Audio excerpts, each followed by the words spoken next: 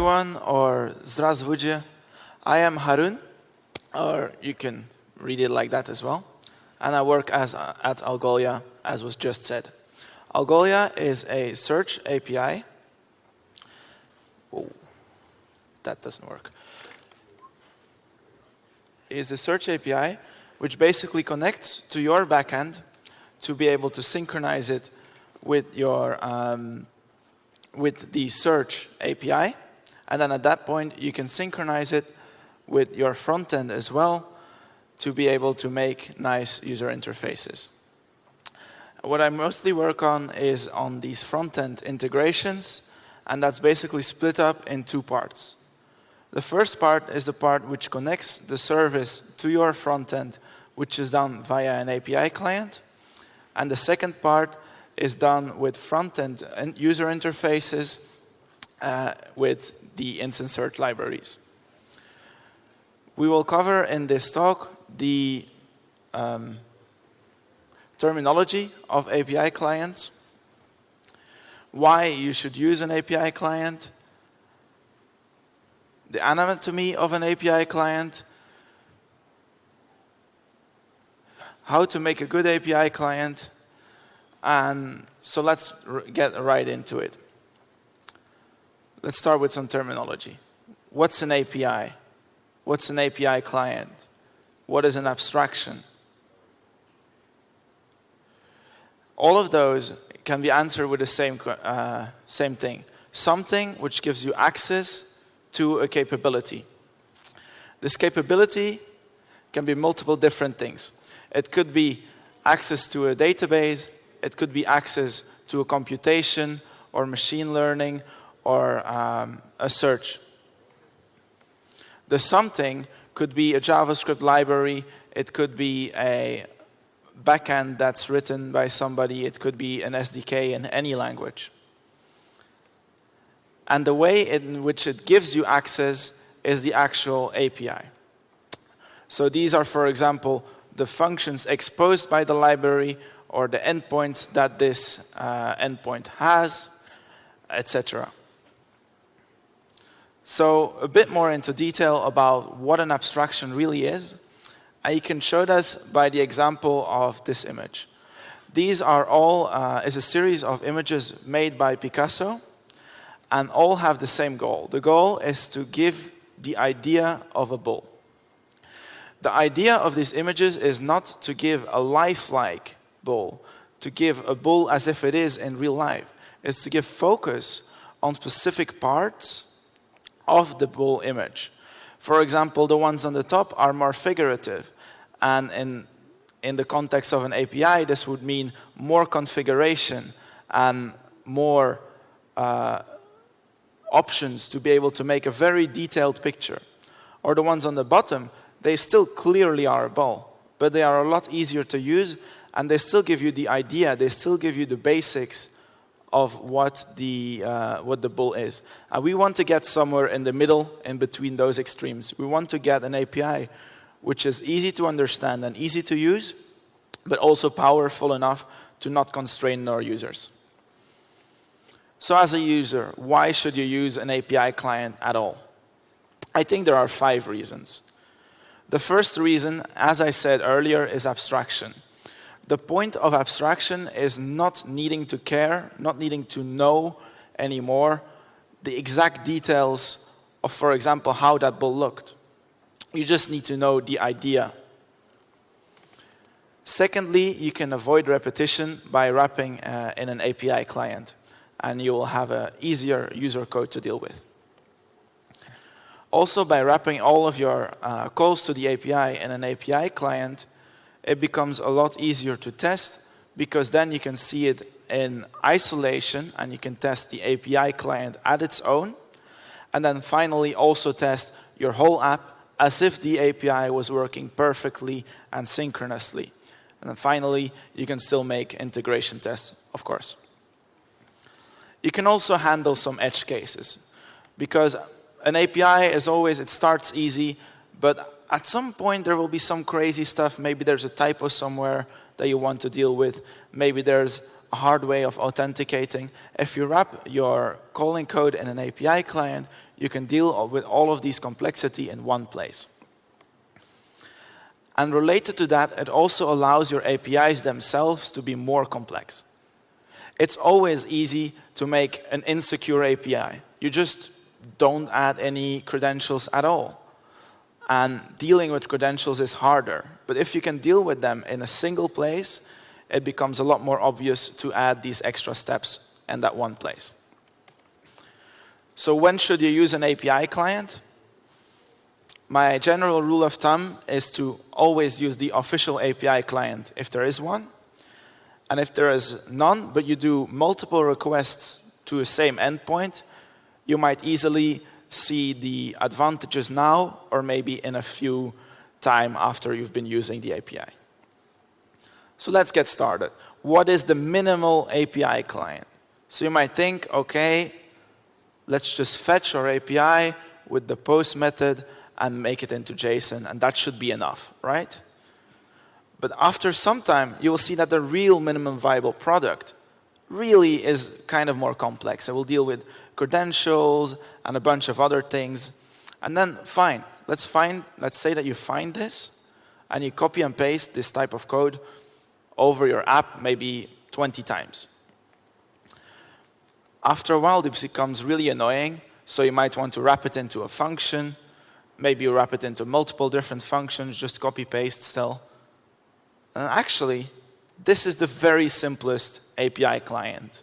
This is really all the magic that's inside, is encapsulating the complex bits of calling the API in a separate module. So you don't need to think about it anymore. You need to think about it when you're making the API client, but not when you are using it. So now I'll go over the things that I've learned while making an API client for Algolia. I'll split this up in multiple different categories.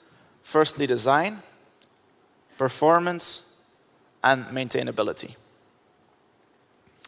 The most important part of an API client is to provide value over the raw API. And that is basically what I said just before as well.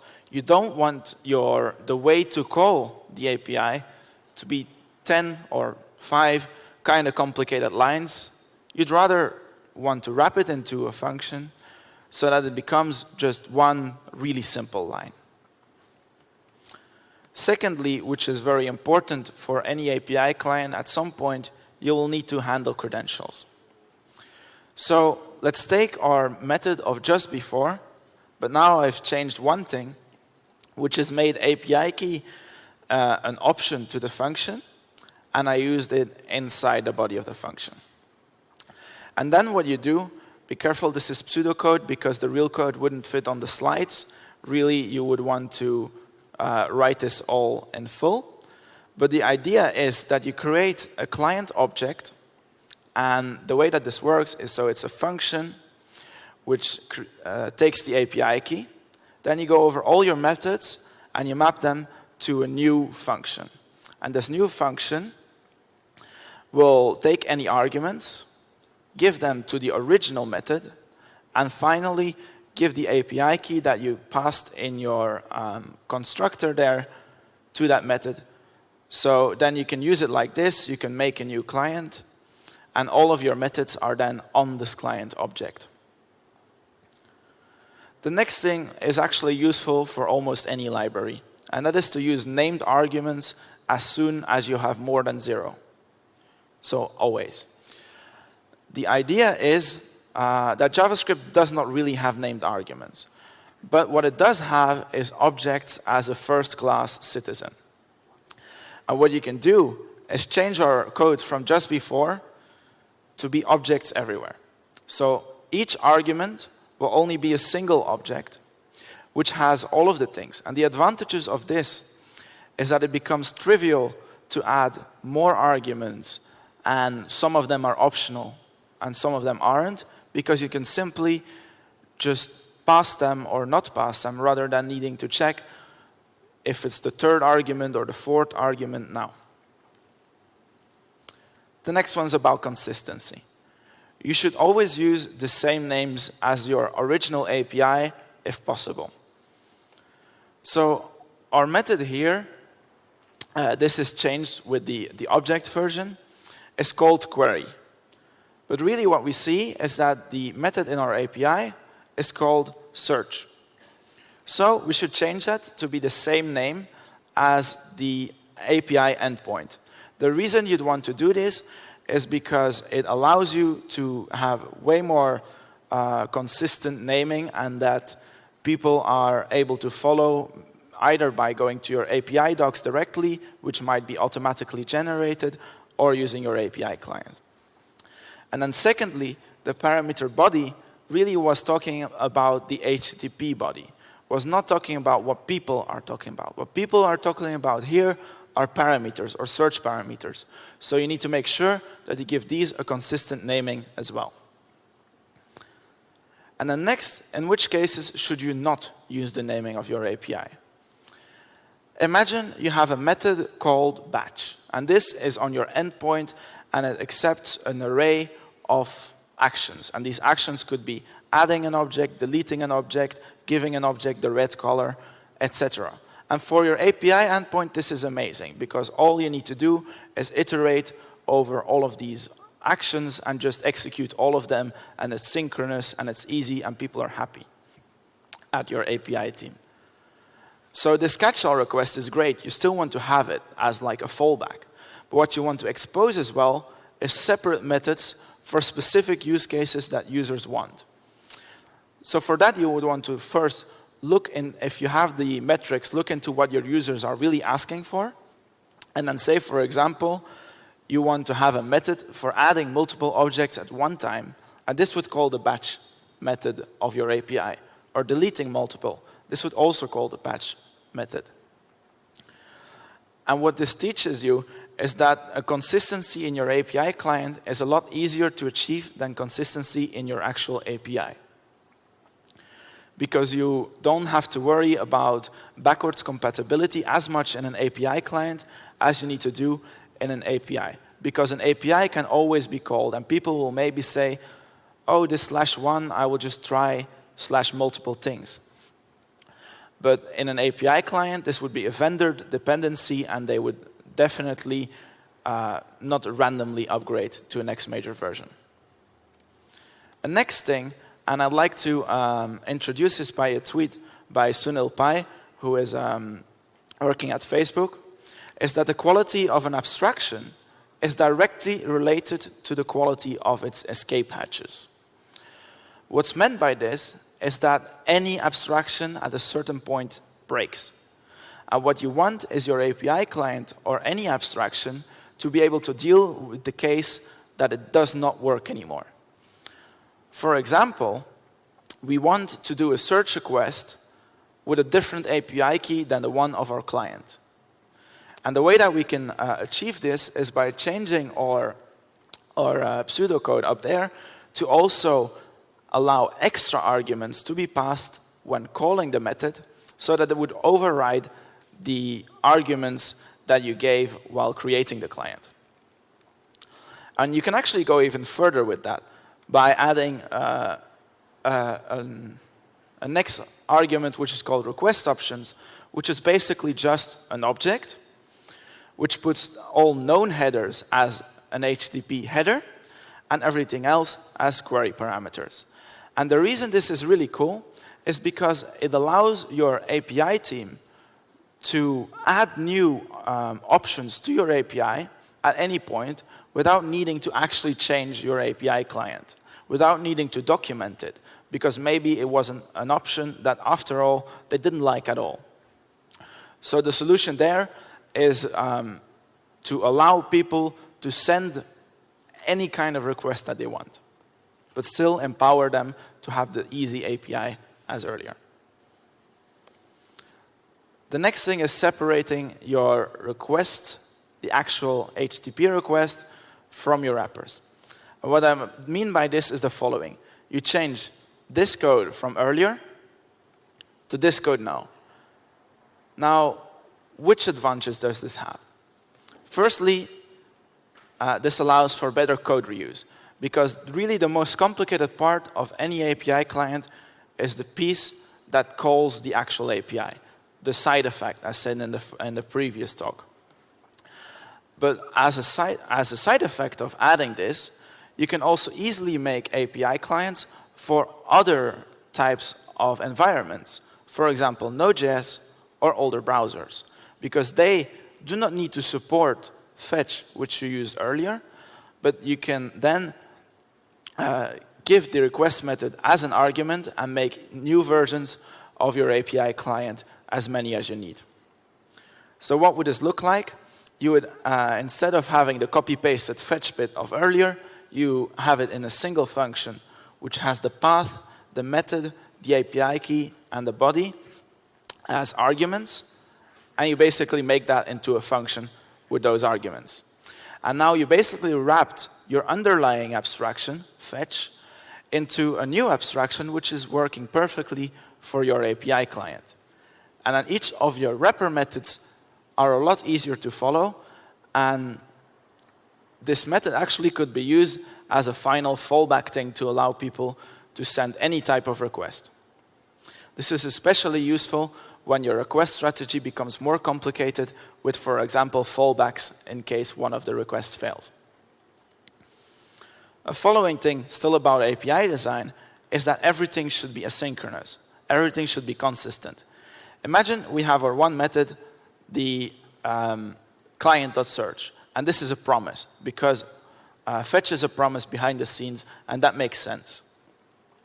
But you have also another method on your client which is called generate API key, and this is simply making a universal identifier, and that's not asynchronous at all. That maybe takes 1 millisecond. But having it on the same level as on the client dot, it's a lot more consistent to also make it a promise. Because if you make everything at the same level, the same type of method, people can use the same type of usage for any of these methods. The next ones are about performance. And that's about knowing one layer of abstraction lower than the one you are currently working on. In this case, well, the reason for this is that all abstractions are leaky, as said just before. And in this case, the underlying abstraction of our API client is CORS. And CORS stands for Cross-Origin Resource Sharing. And what this really is doesn't really matter right now.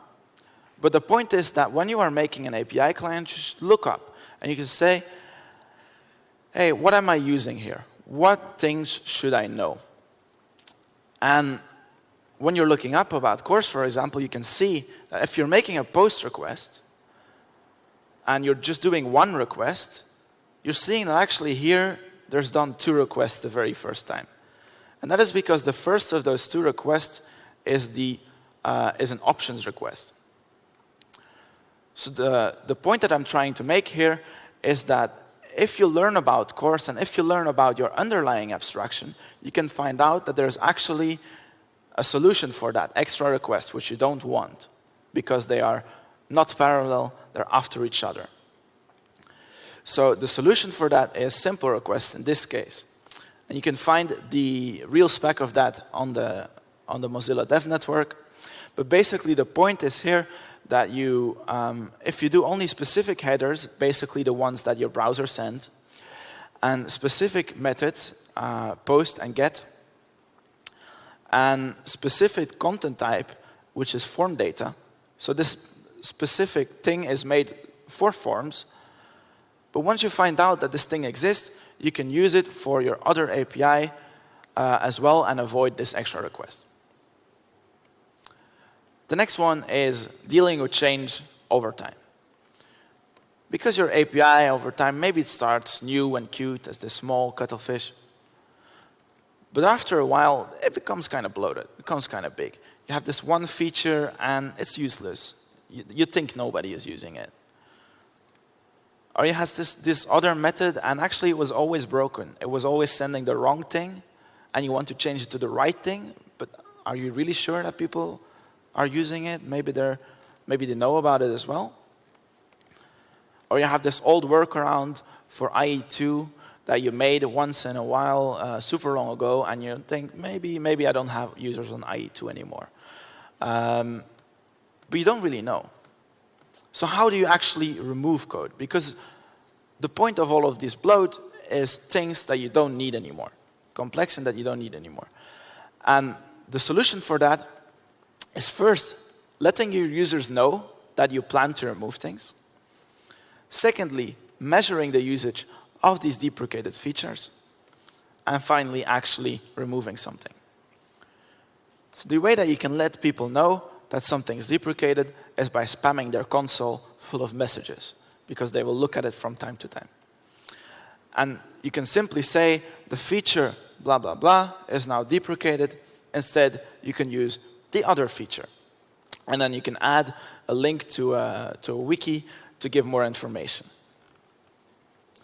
A cool thing here is that since bundle size is key and text doesn't compress that well, if it's not repeated, you can make it into a short link, and then it compresses a few bytes smaller.